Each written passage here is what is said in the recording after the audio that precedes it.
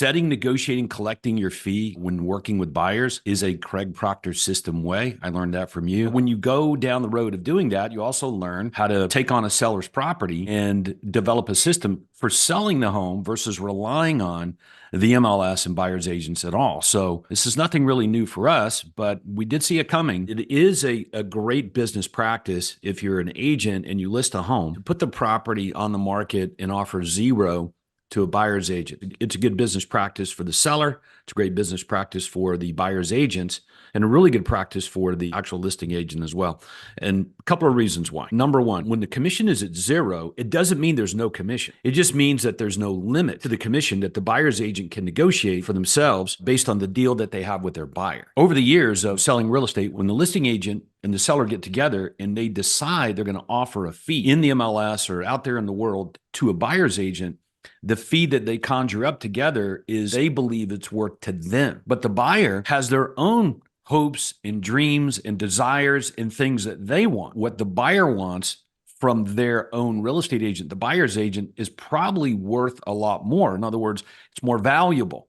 The buyer's agent's more valuable to the buyer than they are to the seller and the listing agent. Sticking a fee in MLS, because it does send a signal to the buyer's agent that, hey, there's a limit to how much you can earn. And we've decided the limit is based on its worth to us.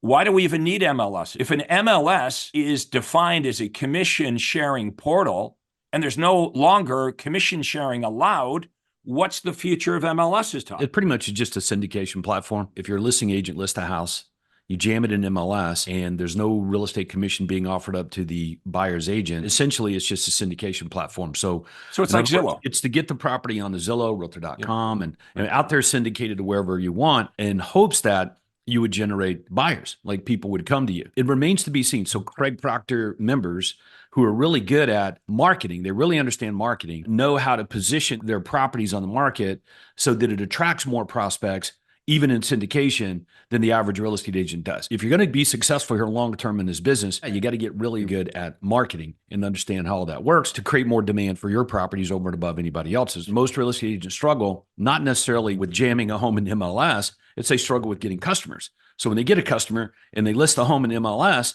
and it sells really fast, somebody else come along and sell that, they still complain, I have no customers. So they don't have a system for using the listing, for example, to get more business. They use the listing basically just to get a commission check versus the Craig Proctor way, which is using the listing to get more listings. There's going to be a need and demand for real estate agents out there who are serious about their career and their future. They're going to be seeking out people like you, Craig. Help me develop a system for not just getting customers, but for doing that as well, using customers to get more business. And I got more predictability in my business, and I get paid very, very well for providing that exceptional value. What's likely going to happen now is the listing commissions are going to go up. I've been reading and following this, you and I have, for years now, since this war's been going on around this business practice. And it was pretty obvious. The court, or we wouldn't say the courts, but we'll say the pundits, will say, okay, now commissions, houses are going to be more affordable, commissions are going to go down. And I'm like, I don't think so.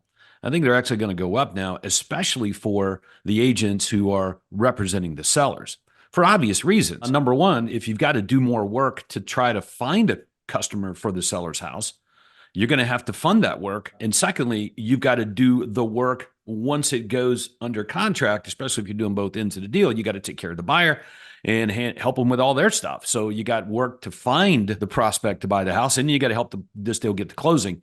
So all that work increase is going to equal, like, you got to get paid more money in order to pull that off and consistently deliver the value that needs to happen for that deal to get to closing, and you get your 5-star review. Craig Proctor members that have been doing this for many, many, many years, they do make a lot more money than the average real estate agent does. They're the highest paid real estate agents as a percentage of sale in the world today. If you like the idea of giving yourself a pay raise, then you definitely want to at least grab the free report and dig in a little bit deeper here so you can make the necessary change in your business to be one of those people in the marketplace that helps more sellers.